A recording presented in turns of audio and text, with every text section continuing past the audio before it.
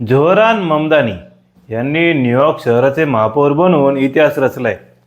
न्यूयॉर्कचे महापौर बनलेले जोहरान ममदानी हे पहिले मुस्लिम, पहिले भारतीय अमेरिकन, पहिले युगांडन आणि अमेरिकन आणि न्यूयॉर्क शहराचे 7वे स्थलांतरित महापौर बनले आहेत. डेव्हिड डिंकिन्स यांच्यानंतर ते दुसरे लोकशाहीवादी समाजवादी महापौर बनलेत. जवळपास 85 लाख लोकसंख्या असणाऱ्या अमेरिकेतील सर्वात मोठ्या शहराच्या म्हणजेच न्यूयॉर्कच्या महापौर पदाच्या निवडणुकीत युगांडा आणि भारतीय वंशाचे जोहरान ममदानी यांनी विजय मिळवलाय. 1 जानेवारी 2026 रोजी न्यूयॉर्कचे 111वे महापौर म्हणून ते आपला कार्यकाळ सुरू करतील. त्यांचा जन्म 18 ऑक्टोबर 1991 रोजी युगांडामध्ये झाला. वयाच्या 7व्या वर्षी ते आपल्या पालकांसह न्यूयॉर्क शहरात स्थलांतरित झाले. 2018 मध्ये त्यांना अमेरिकेचं नागरिकत्व मिळालं. जोहरान ममदानी यांचे वडील महमूद ममदानी यांचा जन्म 1946 साली मुंबईमधील गुजराती इस्माइली खोजा मुस्लिम कुटुंबामध्ये झाला होता. त्यानंतर ते युगांडामध्ये स्थायिक झाले. तिथंच ते एक प्रसिद्ध लेखक, विचारवंत, राज्यशास्त्र आणि मानववंशशास्त्र याचे प्राध्यापक म्हणून काम करतात. त्यांची आई मीरा नायर या भारतीय अमेरिकन नागरिक आहेत. त्यांचा जन्म भारतातल्या ओरिसा या राज्यात झाला होता. चित्रपट लेखिका, निर्मिती आणि दिग्दर्शन या क्षेत्रात कार्यरत असणाऱ्या मीरा नायर यांना 2012 मध्ये पद्मभूषण हा भारतातला राष्ट्रीय नागरी पुरस्कार प्रदान करण्यात आला होता. अनेक आंतरराष्ट्रीय चित्रपट विषयक पुरस्कारांसह त्यांना भारतातील राष्ट्रीय चित्रपट पुरस्कार देखील मिळाला होता. त्यांनी सलाम Bombay, monsoon wedding, the namesake आणि 1996 मध्ये प्रचंड वादग्रस्त ठरलेला कामसूत्र यासारखे अनेक चित्रपट बनवले. 1969 नंतर पहिल्यांदा न्यूयॉर्कमध्ये 20 लाखपेक्षा जास्त लोकांनी मतदान केलं असं न्यूयॉर्कचे निवडणूक आयोगाने सांगितले.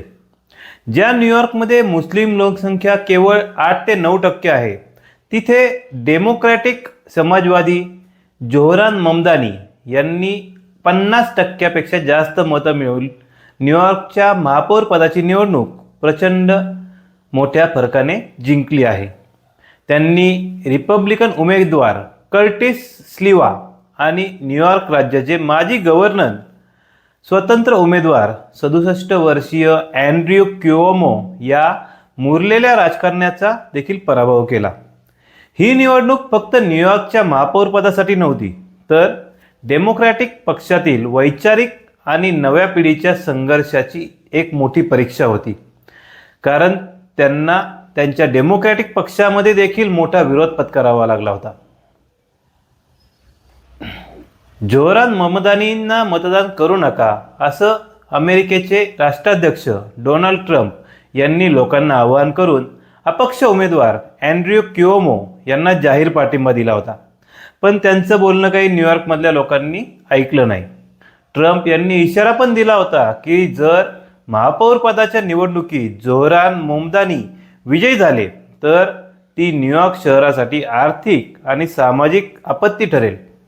जर न्यूयॉर्कवासियांनी कम्युनिस्ट उमेदवार जोहरान ममदानी यांना मतदान केलं तर ते न्यूयॉर्क शहराचा निधी कमी करतील.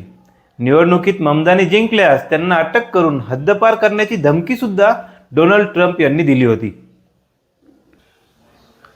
जोहरान ममदानी यांनी निवडणूक प्रचारादरम्यान शहरातील वाढत्या महागाईमुळे जगणं कठीण झालेल्या अल्प उत्पन्न गटातील लोकांचे जीवनमान उंचावण्यासाठी, त्यांचं जगणं सुकर करण्यासाठी भारतीय राजकारण्यांच्या सारख्याच अनेक लोकप्रिय घोषणा देखील केल्या.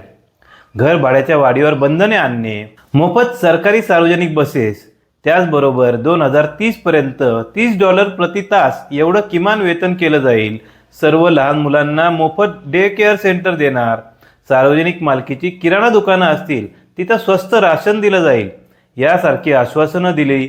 यामुळं सामान्य माणूस यांनी त्यांना मोठ्या प्रमाणात मतदान केलं. सामान्य माणूस हा माझा केंद्रबिंदू आहे, प्रत्येकाला सन्मानानं जगता आलं पाहिजे, असं जोहरन यांनी प्रचारादरम्यान म्हटलं होतं. वार्षिक $10 लाख पेक्षा जास्त कमाई करणाऱ्यांवर करवाढीचे देखील त्यांनी समर्थन केलं आहे.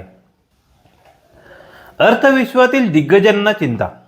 ममदानी यांच्या मोफत सुविधांमुळे न्यूयॉर्कमधील गुन्हेगारीचे प्रमाण वाढेल, पायाभूत सुविधा कोसळतील, अशी चिंता वित्तीय क्षेत्रातील दिग्गजांनी व्यक्त केली.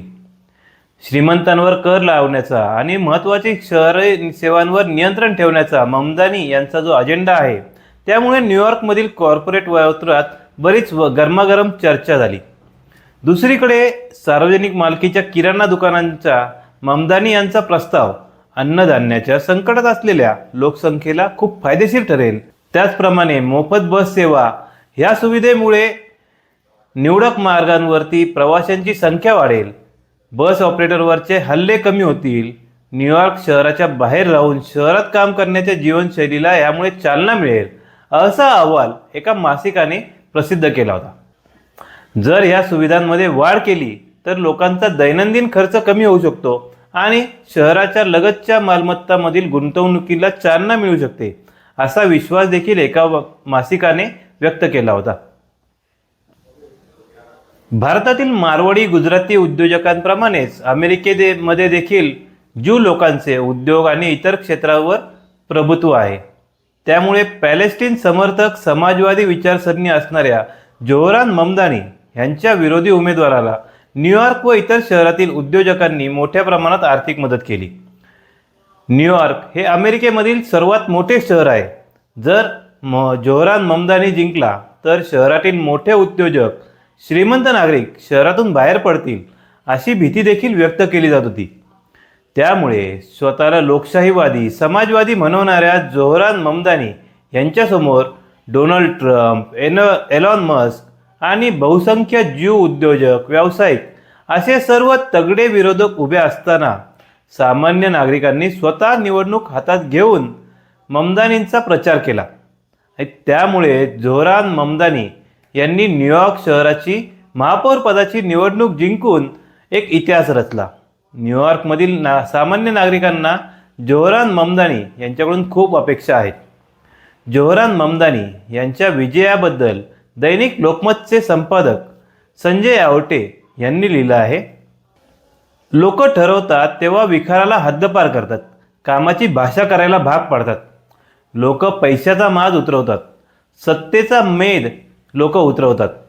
त्यासाठी सामान्य लोकांना कळायला हवं आपली ताकद काय आहे. मग गलेलठ्ठ ट्रम्पचा ट्रम्प्या होतो आणि आमचा साधा ममद्या महापौर होतो.